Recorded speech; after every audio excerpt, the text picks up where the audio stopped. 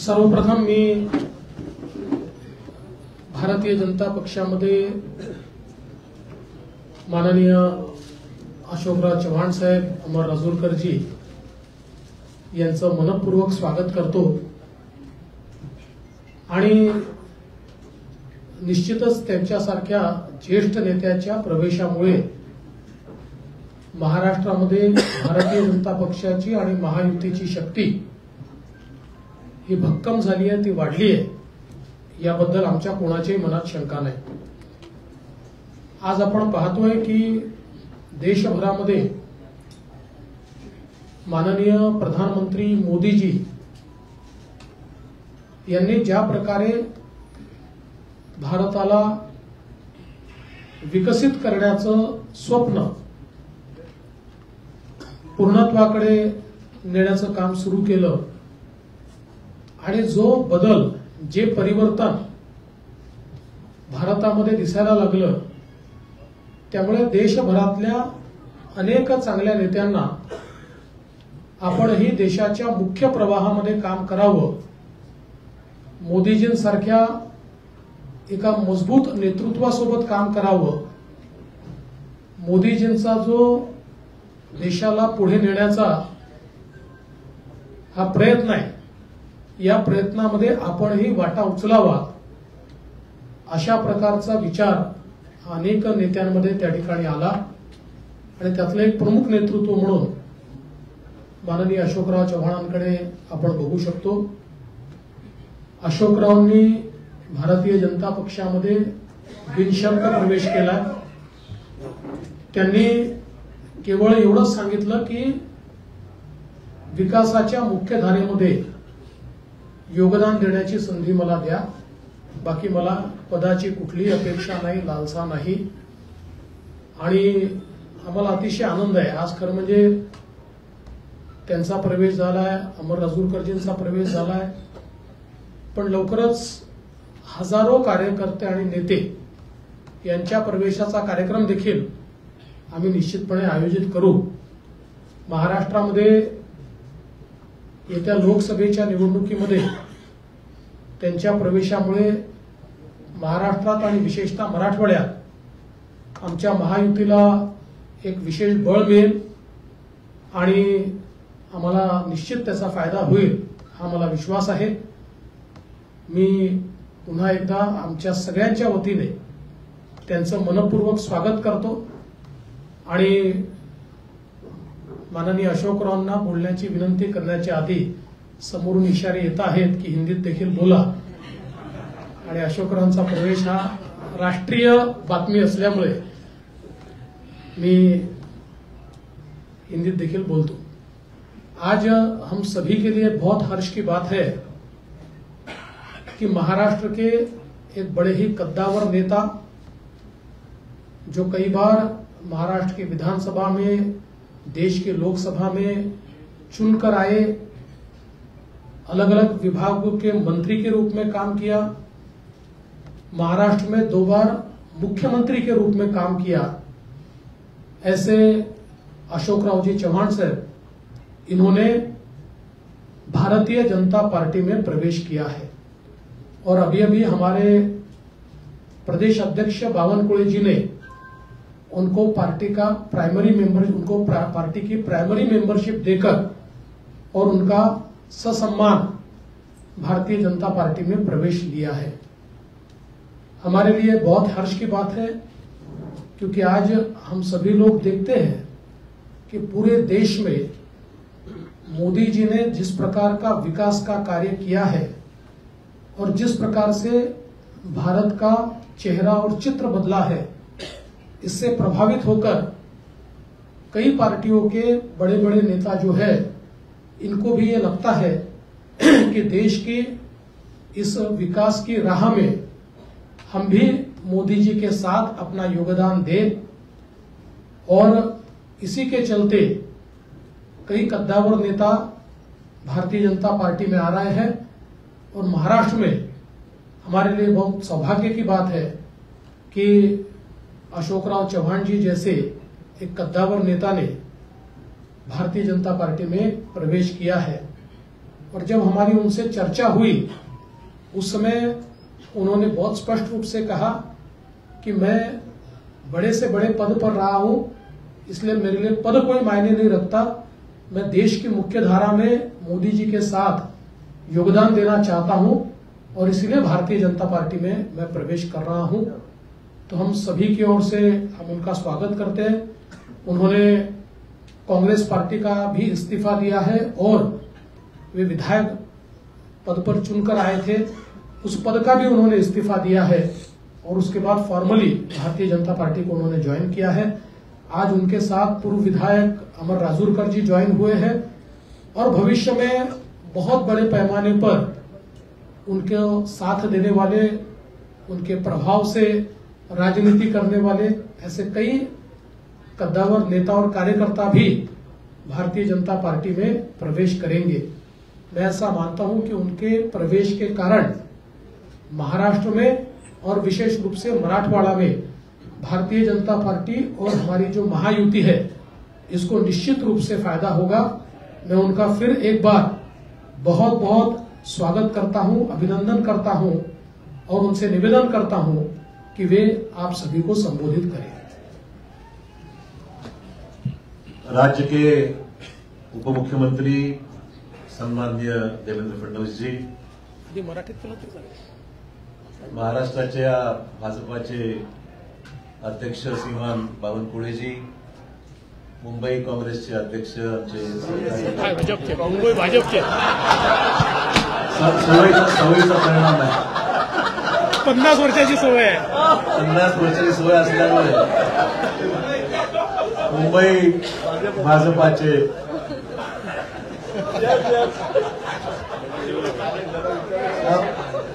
पहिली press conference भाजपाच्या कार्यालयामध्ये माझी होत आहे, तेवढं थोडंसं मला एक्सक्यूज करा, आज पहिलाच दिवस आहे, कालच राजीनामा दिल्यामुळे एकदम स्विच ओव्हर थोडासा,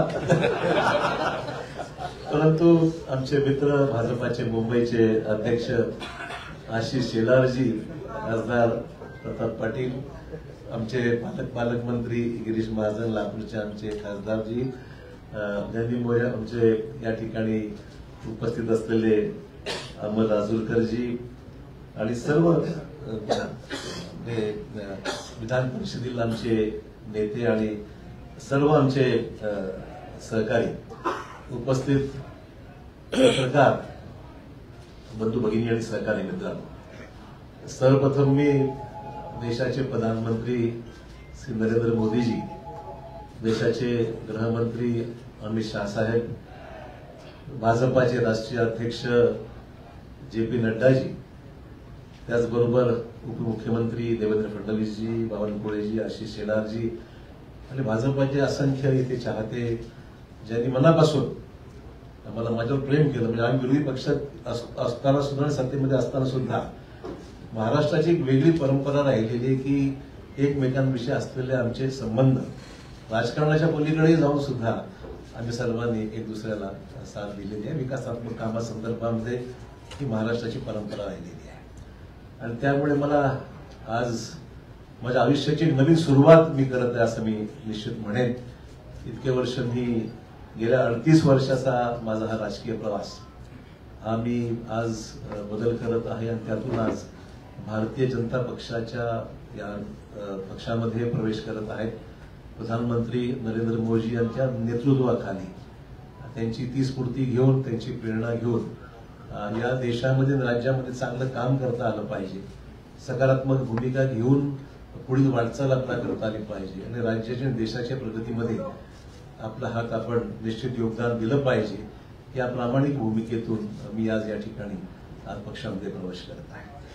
मला निश्चित सांगितलं पाहिजे की आजवर मी राजकीय क्षेत्रामध्ये, सामाजिक क्षेत्रामध्ये काम करत असताना एक सकारात्मक दृष्टिकोन, डेव्हलपमेंटल ऍटिट्यूड घेऊनच मी नेहमी पुढे राहिलेलो आहे। देवेंद्रजी विरोधी पक्ष नेते होते, मी मुख्यमंत्री होतो, तोही कालावधी त्यांनी अनुभवलेला, मी अनुभवलेला आहे आणि डेव्हलपमेंटल कामामध्ये नेहमी पॉझिटिव्ह भूमिका घेऊन आम्ही एक दुसऱ्याला साथ मी दिलेली आहे। आणि मलाही सुद्धा मला सांगितलं पाहिजे की विरोधी पक्षात असल्यामुळे सुद्धा कधी असं जाणवलं नाही. ठीक आहे, काही सरकारने तक्रारी होत्या, मान्य करेन, सरसकट सर्वांनाच काही समाधानाचं म्हणणार नाही, परंतु न्याय जिल्ह्याला मतदारसंघाला देण्यासंदर्भामध्ये देवेंद्रजींनी निश्चित आमच्यासाठी पॉझिटिव्ह भूमिका नेहमी घेतलेली आहे. असो, त्यामुळे जिथे मी राहिलेलो आहे त्या ठिकाणी मी पासवर प्रामाणिकपणे काम केलेलं आहे आणि मी आपल्याला ग्वाही देऊ इच्छितो की भाजपामध्ये आज प्रवेश घेत असताना तीच भूमिका घेऊन प्रामाणिकपणे भाजपामध्ये काम करेन. पक्षालाही कसं ताकद मिळेल, आगामी निवडणुकीमध्ये यश जास्तीत जास्त जागेवर महाराष्ट्रामध्ये, देशात तर मिळेलच, महाराष्ट्रामध्ये सुद्धा कशा पद्धतीने अधिकच्या जागा या भारतीय जनता पक्षाला मिळू शकतील या बाबतीमध्ये निश्चित माझ्याकडून जो माझा अनुभव आहे, जो प्रयत्न आहे, तो निश्चित माझ्याकडून होणार आहे. हे राजकारण हे एक सेवेचं माध्यम आहे आणि मला वाटतंय की मला कोणावरही व्यक्तिगत टीका टिप्पणी कालही स्पष्ट केलेलं आहे. मला ठीक आहे, पक्ष सोडल्यानंतर अनेक सहकारी त्याच्यामध्ये काही विरोधी बोलतात, कोणी काही टिप्पणी करते, काही लोकांनी समर्थन केलंय, विविध ज्याला आपण म्हणू की मतभिन्नता असू शकते. व्यक्तिगत स्वरूपाचे कुठले दोषारोप मी कोणावर केलेले नाही, करणार नाही. मी आजपासूनच इथे पॉझिटिव्ह कामाला लागलेलो आहे. मला बावनकुळेजींनी आताच पावती दिलेली आहे पक्ष प्रवेशाची आणि त्यांना मी पैसे देऊन सुद्धा, म्हणजे उधार ठेवलेलं नाही, जी काही फीज आहे ती त्यांना मी पक्ष प्रवेशाची त्या ठिकाणी दिलेली आहे. आपल्याला माहिती की प्रधानमंत्र्यांनी सबका साथ सबका विकास हे ब्रीदवाक्य घेऊन या देशामध्ये अनेक महत्वपूर्ण पैलू विकासाच्या संदर्भातले देशाभरात आपण पाहतोय की मोठ्या प्रमाणावर जे इम्प्रेस आम्ही झालेलो आहोत. आम्ही म्हणजे मला सांगायला हरकत नाही, आम्ही विरोधी पक्षात असताना सुद्धा कधीही व्यक्तिगत स्वरूपाचे दोषारोप कधी केले, मी तरी कोणावर केले नाही. आणि जे चांगलं काम झालं, आमच्या काळात जे चांगलं काम झालं त्याची प्रशंसा देवेंद्र भाऊंनी वेळोवेळी केली. आम्ही सुद्धा त्यांच्या विद्यमान सरकारने जे चांगलं काम होत आहे त्याची प्रशंसा आम्ही सुद्धा केलेली आहे.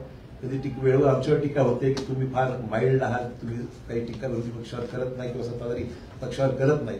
हेतू तो नाही आहे. महाराष्ट्राची जी परंपरा आहे, जी सभागृहामध्ये एकमेकाविषयी असलेली जी भूमिका असते विरोधी म्हणून, ती प्रामाणिकपणे विरोधात असताना केलेलीच आहे. परंतु सभागृहाच्या बाहेर मात्र व्यक्तिगत स्थिती जाऊन, पॉलिटिकल जाऊन महाराष्ट्राने पाहिलेलं आहे.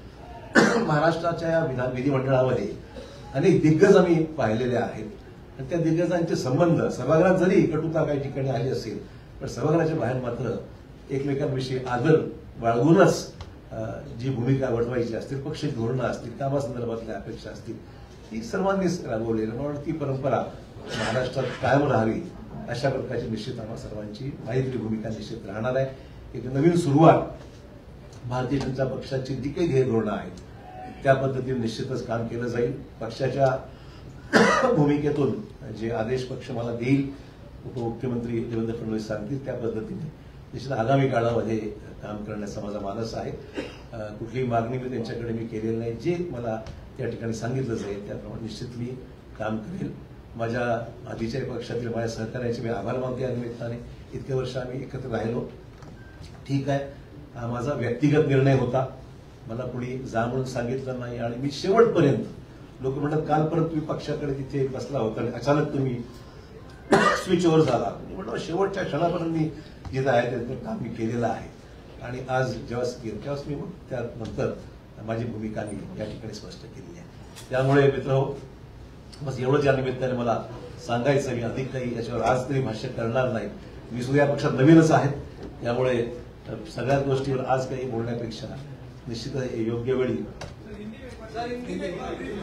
मैं आज भारतीय जनता पार्टी में यहाँ पर मैंने प्रवेश लिया है और मैं आभार मानना चाहूंगा देश के प्रधानमंत्री श्री नरेंद्र मोदी जी का, फिर देश के सम्माननीय गृह मंत्री अमित भाई शाह जी का, राष्ट्रीय अध्यक्ष जे पी नड्डा जी का, देवेंद्र फडणवीस जी का, बावनकुळे जी का, आशीष शेलार जी का, सभी नेता जो मेरे साथ में बैठे हुए, मेरे नांदेड़ से आए हुए हमारे सहयोगी अमर राजूरकर जो एमएलसी रह चुके हैं वो भी आए हुए हैं, उनका भी प्रवेश आज हुआ है.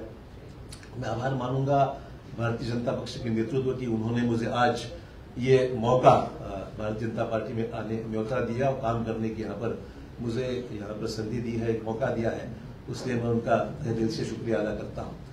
सार्वजनिक जीवन में काम करते हुए एक पॉजिटिव एटीट्यूड लेके, डेवलपमेंटल एटीट्यूड लेके आने वाले समय में काम करने की भूमिका मेरी है, पहले भी रह चुकी है और आज भी मैं जो आया हूँ इस नए क्षेत्र में नई शुरुआत जब कर रहा हूँ तो मैं इसी डेवलपमेंट, प्रधानमंत्री जी को जो सबका साथ सबका विकास ये भूमिका लेकर प्रधानमंत्री जो पूरे देश भर में जिन्होंने नेशनल इंटरनेशनल लेवल पे एक अलग अपनी छवि बनाकर एक अच्छा काम करके दिखाया है, निश्चित तौर पर इम्प्रेस हूँ, निश्चित रूप से इम्प्रेस हूँ मैं। कोई अलग भूमिका नहीं है, जो अच्छा होता है तो अच्छा ही बोलना चाहिए, जो खराब है तो कभी शिकायत भी हमने की है, मैं नहीं बोलूंगा।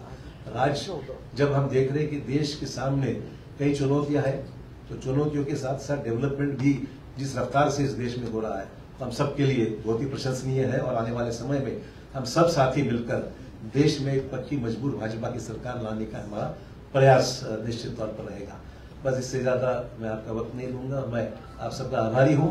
एक नई शुरुआत है, कुछ गलतियां छोटी मोटी होती है तो शुरू में संभाल लीजिए।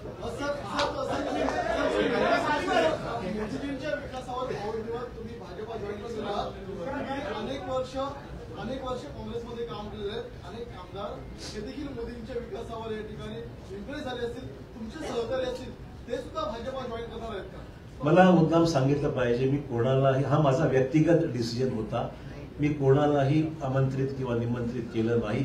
बाकीचा विषय देवेंद्रजी आणि ते पाहतील काय करायचं। मी काही त्याच्यामध्ये खरं सांगतो,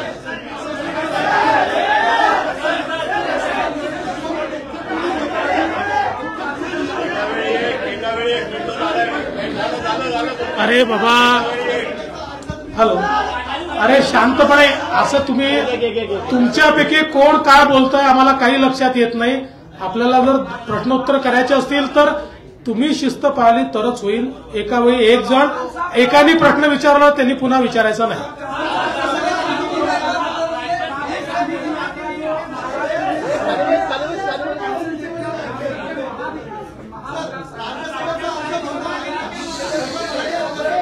राज्यसभेचा अर्ज भरणार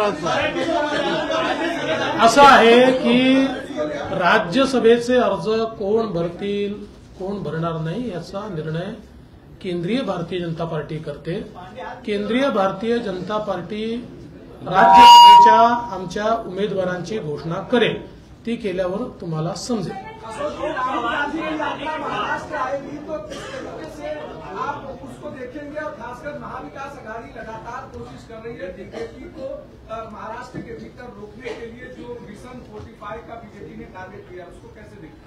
देखिए, चुनाव जब करीब आता है तो स्वाभाविक है कि हम उनसे कोई कोऑपरेशन की उम्मीद तो नहीं कर सकते हैं। ये राजनीतिक जंग है, जंग में उतरने के बाद सब जायज है, वो कोशिश करेंगे, हम भी कोशिश करेंगे। तो मुझे लगता है इसमें कोई नई बात है कि जंग शुरू है, हम भी लड़ेंगे, वो भी लड़ेंगे। आपने कहा कि आपका व्यक्तिगत निर्णय है, आपने आखिर तक काम किया, लेकिन ऐसे बहुत से लोग हैं जो चाहते हैं कि विकास के राह पर आगे जाए, मोदी के साथ बढ़ाए, मेन स्ट्रीम में आए। क्या ऐसे लोग को आप कहना चाहेंगे कि भाई? देखिए, पहला ही दिन है, मेरे पर गुगली इतनी मत डालिए आप। मैं इतना ही कहना चाहूंगा, ये काम जो है प्रदेश अध्यक्ष जी बावनकुळे जी बहुत जोर से कर रहे हैं और देवेंद्र जी का भी उनको साथ है। उन्होंने कभी उनको जरूरत पड़ी तो मैं उनको कुछ गाइड कर सकता हूं। मैं इसका जवाब इतना ही देता हूं कि अशोक राव का की मदद कहाँ लेनी है हमको पक्का पता है। हम उचित जगह उनकी मदद लेंगे, आप चिंता मत करिए।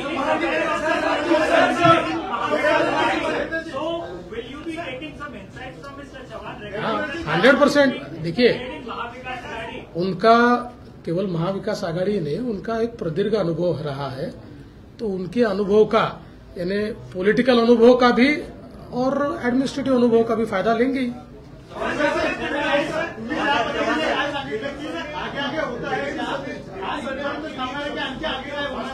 जी, राष्ट्रीय स्तर के नेता हैं और राष्ट्रीय घटनाक्रम चल रहा है।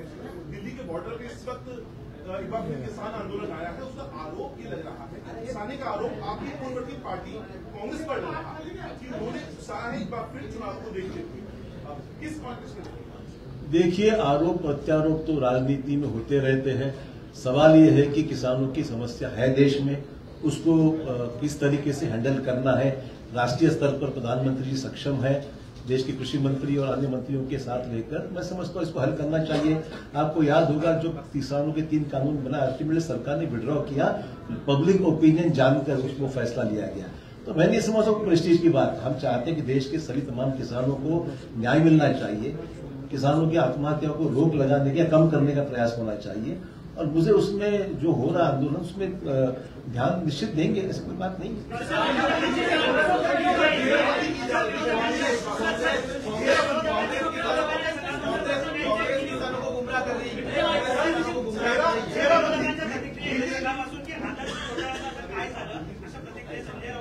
हा उशीर आला प्रश्न, पहिलाच यायला पाहिजे, असं आहे काय? अरे भाई जवाब तो सुनो यार, आप एक आदमी प्रश्न पूछते और जवाब भी सुनते नहीं हो। असं आहे, हा प्रश्न हायकोर्टामध्ये आमच्या बाजूने निकाल लागलेला आहे, अपीलमध्ये काही एजन्सीज गेलेल्या आहेत, ठीक आहे, लीगल प्रोसेस जी आहे ती फॉलो होईल, पण हा एक राजनीतिक ऍक्सिडेंट म्हणावा लागेल, मला एवढंच म्हणायचं आहे। आणि I face enough of that, मला वाटतं की फार काही चिंतेचा विषय वाटत नाही।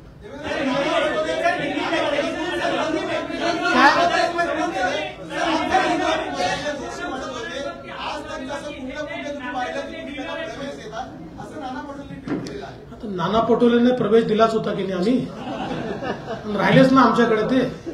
आता त्यांची सवय आहे, ते एका ठिकाणी टिकूच शकत नाही, कुठल्या एका पदावर टिकू शकत नाही। आता त्यांना अध्यक्ष बनवलं होतं ते तिने ते सोडून गेले, त्यामुळे फार गांभीर्याने ते घेऊ नका, ते जे सांगतात।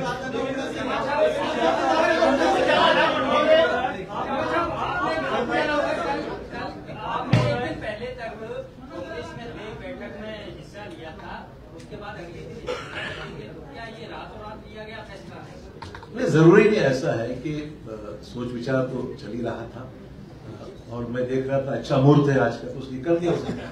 ऐसा कोई जरूरी नहीं कि कोई चीज को कोई रिजल्ट देना चाहिए।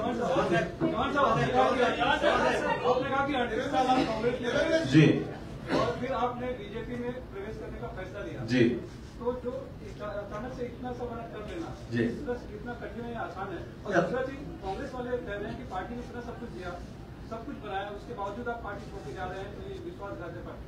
देखिए, मैं ये 2 चीजों के लिए अलग जवाब देना चाहूंगा। सबसे पहले तो ये फैसला आसान नहीं था, बिल्कुल कहूंगा, it was a total switch over, change over, और ये करने के लिए काफी विचार विमर्श करना पड़ा, ये मैं जरूर कहूंगा। It was not easy decision for me, but I took it in the interest of the state of Maharashtra, in the interest of my own district, in the interest of the nation। मैं बोला कि कुछ चीजें अच्छी हो रही तो उसमें अपना भी योगदान होना चाहिए, पॉलिटिकल भरे जो भी चीजें हैं, let us get involve into the nation building process. इसमें समय लगा है, it was not a one day snap decision, ये मैं कहना चाहूंगा। जहां तक late B complete.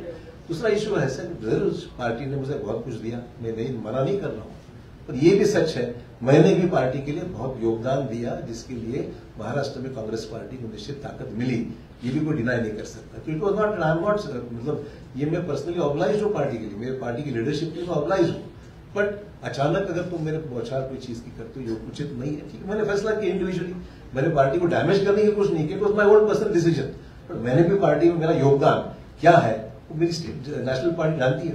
You are not listened by your center leadership. That is what being said, and the state leadership. You were also unhappy with the state leadership. Let's not talk about what has happened. We are switching on to a new system now, so I think it's better we discuss the current system.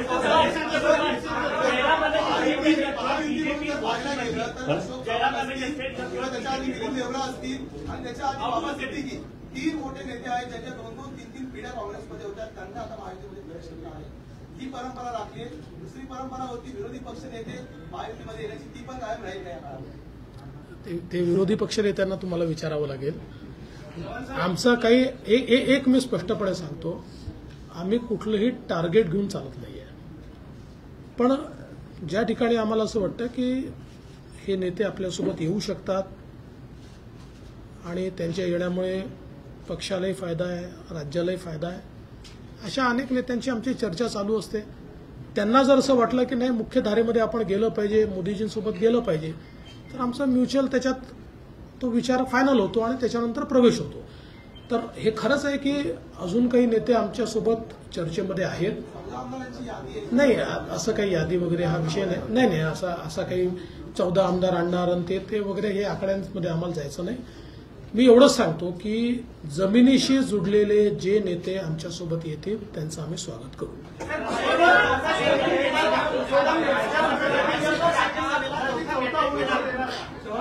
त्या संदर्भात आमचे प्रदेश अध्यक्ष सगळ्यांशी चर्चा करून निर्णय करतील.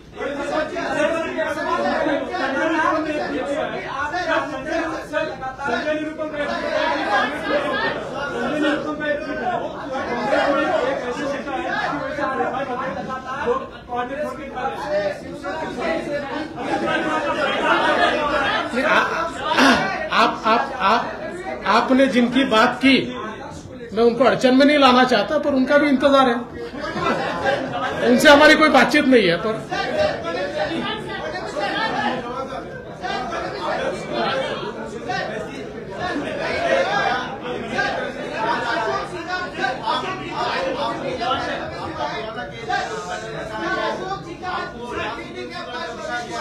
अशोक जी का क्या रोल होगा कि आपको महाराष्ट्र बीजेपी तय करेगी या केंद्र सरकार तय करेगी, क्योंकि अपने आप में बड़ा नाम आपने कहा कि बड़ा नाम. देखिए, अशोक चौहान जी 2 बार महाराष्ट्र के मुख्यमंत्री रह चुके हैं, इसलिए उनका रोल क्या होगा इस बारे में केंद्र सरकार के केंद्रीय बीजेपी के साथ चर्चा करके हम तय करेंगे. क्योंकि अशोक जी का भारतीय जनता पार्टी में आना ये राज्य के लिए तो एक बहुत मजबूती की बात है ही, पर उनका जो कद है वो एक नेशनल स्टेचर का कद है, इसलिए केंद्रीय बीजेपी से बात होकर ही इसका फैसला किया जाएगा.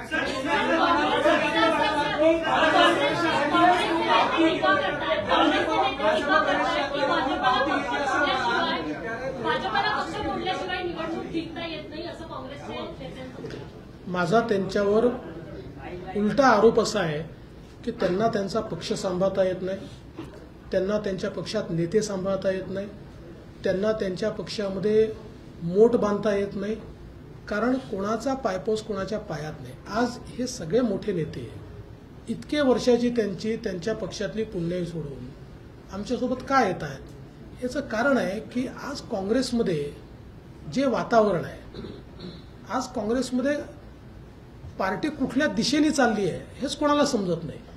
आणि भारतीय जनता पार्टीला विरोध करता करता देशाच्या विकासाला आपण कधी विरोध करायला लागलो हे त्यांना समजत नाहीये. आणि मग जे नेते आहेत, सीझन नेते आहेत, ते ज्यावेळेस दृष्टिक्षेप टाकतात त्यावेळेस त्यांच्या लक्षात येतं की बाबा आपण काय करतोय, आपलं नेतृत्व काय करत आहे. पण त्यापेक्षा देशाच्या मुख्य धारेमध्ये आपण गेलो पाहिजे, म्हणून लोक आमच्यासोबत येतात. त्यामुळे त्यांनी पहिले आत्मचिंतन केलं पाहिजे की त्यांना घर का सांभाळता येत नाही, ज्यांनी काँग्रेस मोठी केली, ज्यांनी आपलं सर्वस्व काँग्रेसला दिलं, असे नेते का आपल्याला सांभाळता येत नाही, असं आत्मचिंतन त्यांनी केलं पाहिजे.